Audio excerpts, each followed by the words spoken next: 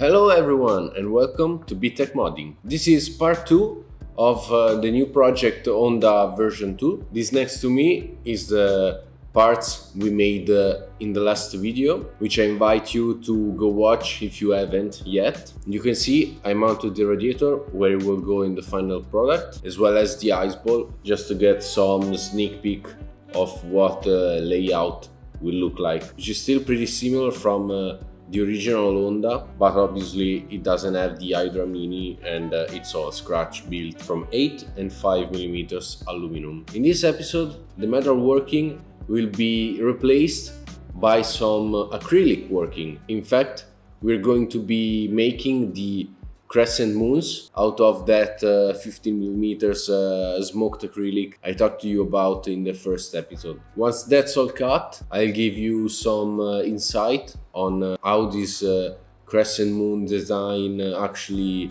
works and how it came to my mind, as well as show you how I usually polish the edges of the acrylic on a piece that's been cut on the CNC or with any other tool really. The process is always the same. I will also quickly show you how I'm going to be mounting all of the mounts together, but the assembly of the final structure will probably have to wait until the next episode that's coming out next week. So nothing more really to say for now. Let's get the CNC fired up and ready to cut.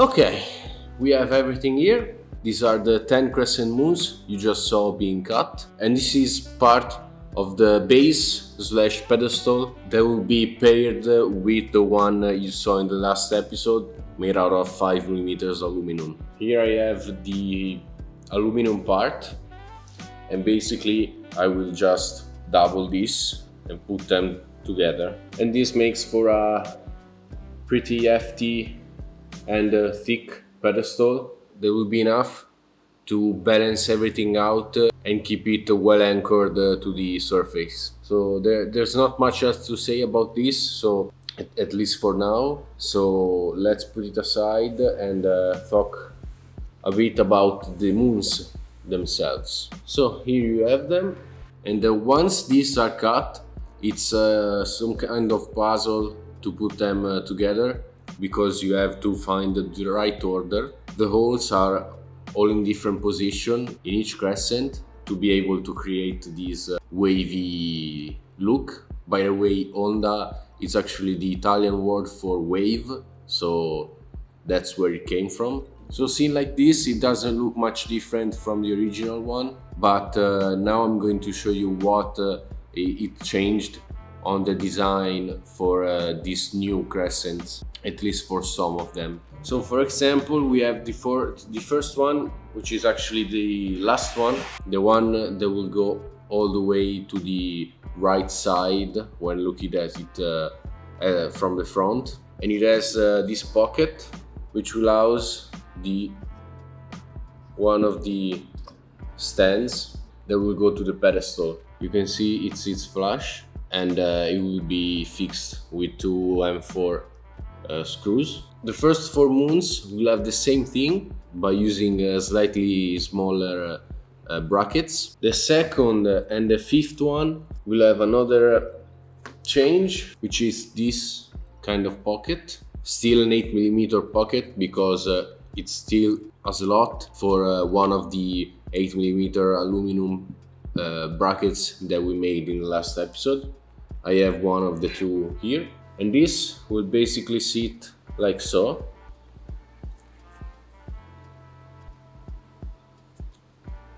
Same method, M4 screws, and it's flush with the moon.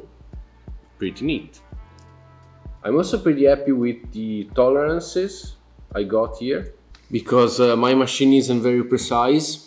It isn't very accurate when cutting, especially going from aluminum to acrylic and generally softer materials. It can get pretty messed up on the tolerances when cutting aluminum. After cutting a lot of parts that didn't quite fit at all in the previous projects, I just kind of learned how to approach the tolerances on the machine and change them accordingly. In reality, I just leave it larger, and at least it fits, instead of not fitting at all and having to file off some of the material from the aluminum. But this is a pretty nice fit. It doesn't really move, so couldn't be happier. Now let's change the location for this one, and I'm quickly going to show you how these crescent moons will come together. So the first and last moon have 4mm holes that will house M4 screws, and those M4 screws on both sides will essentially be what holds everything together. And inside the crescents, from one side to the other, there will be 3 of these 8mm aluminum rods that have M4 threads on both sides, and they just basically screw onto the moon using the screws. And this is basically the starting point of the structure. Then what I have here are stainless steel spacers.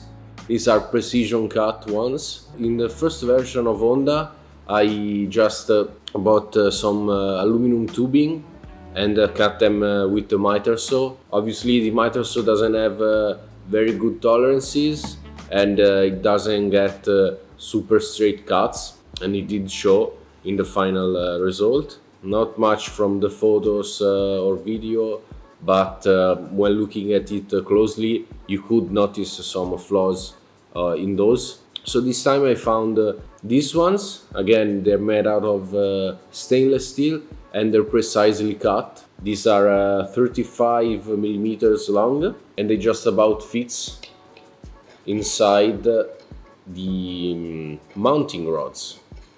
So you will have 3 of these between each moon, 1 for each rod, obviously. And the moons from the 2nd to the 9th one have 8mm holes instead of the 4mm ones, because you want to be able to slide the rod itself through the soles. So obviously the tolerance is tight, and you have to play a bit with it, but it eventually evens out the more moons you put in, because obviously the rods move less. And here's the second moon. Let's do them all just for fun. Yeah, if you counted 9 all this time, you were right, because I actually forgot one on the CNC for all this time. And here it is. Now let's find out which one it is. I think I have to pull 3 out. I definitely should have numbered them.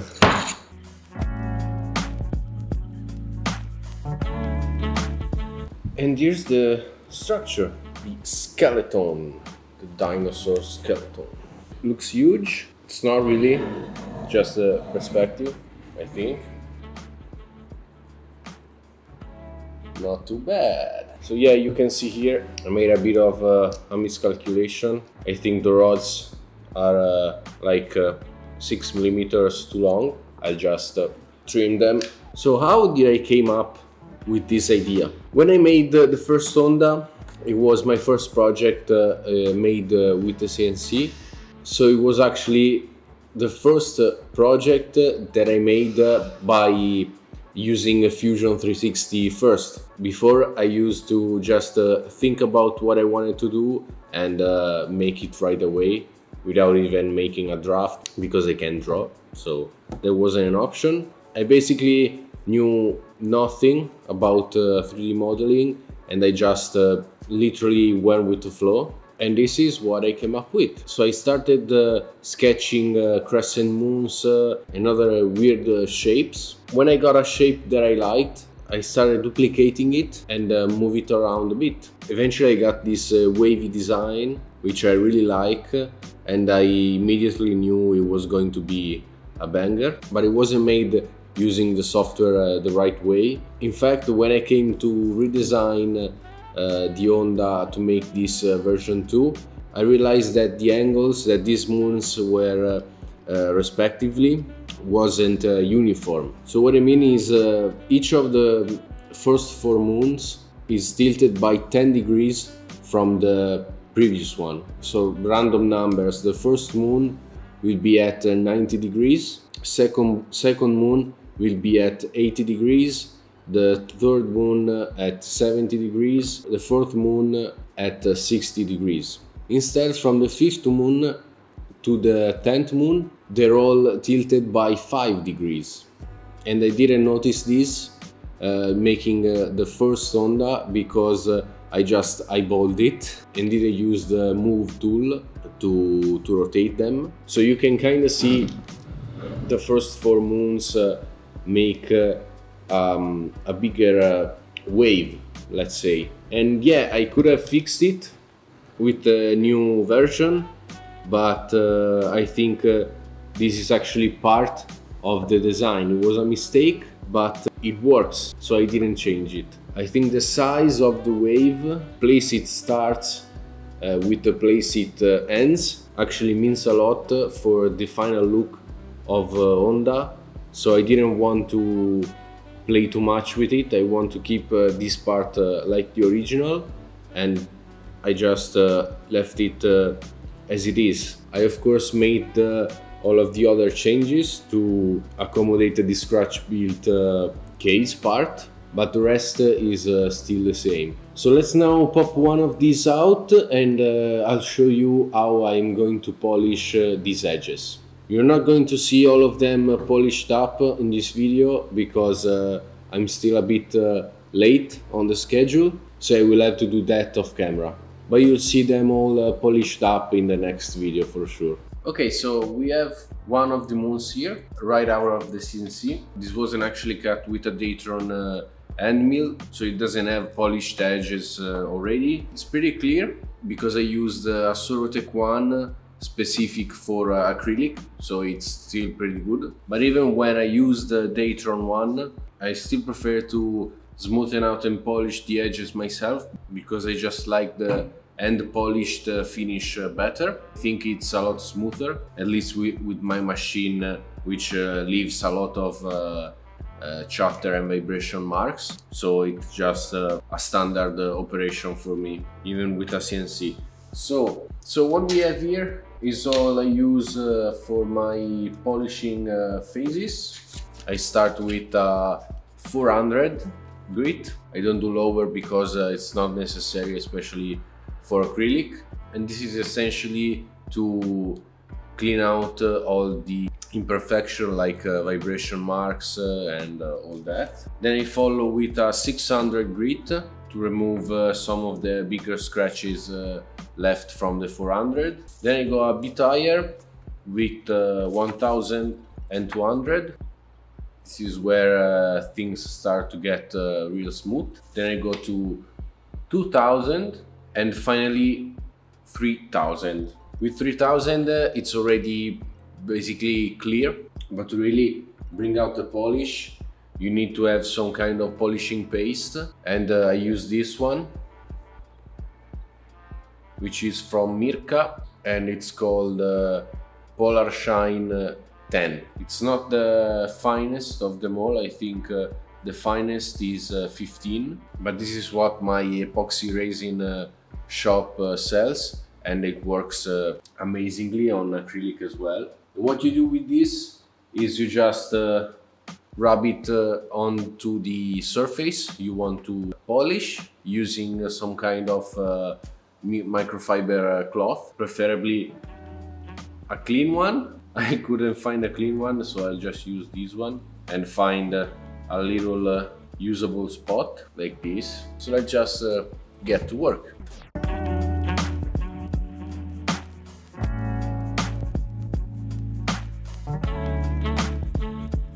So, done with the first round, 400 grit. It's the heaviest one and the one that takes the longest, because you obviously have to take off all the biggest defects. But yeah, you can have an already pretty smooth finish from 400. By the way, it looks amazing with the protective film on.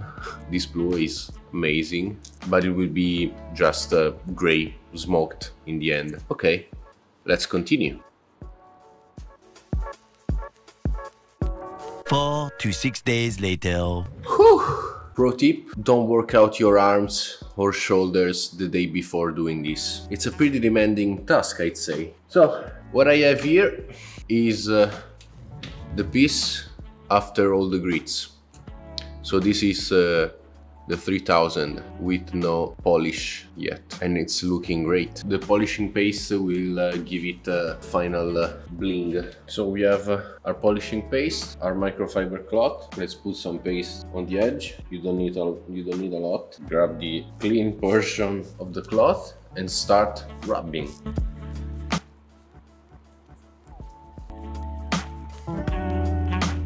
And look at this difference. This is with the polish, and this is with no polish. I don't know if it really shows the big difference in camera, but in real life it's completely another story. Let's do the other side as well. There you have it, a super shiny crescent moon.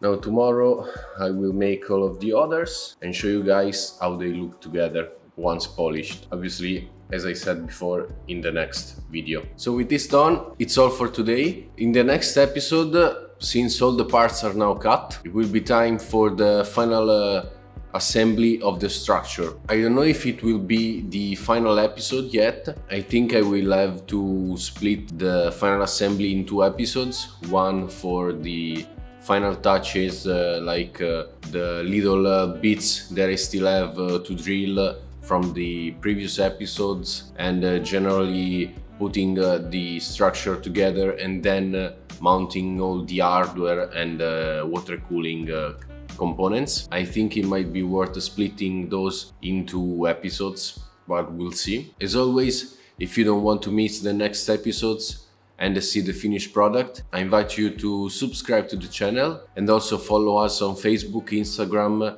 Twitter, builds.gg, Discord, and also check out our merchandising shop, all links in the description. Also about Instagram, I will be personally active on the BitTech page from now on, so if you follow us there, I will be posting daily stories and sneak peeks of the upcoming videos, so consider that as well. Thank you guys for watching and see you next week.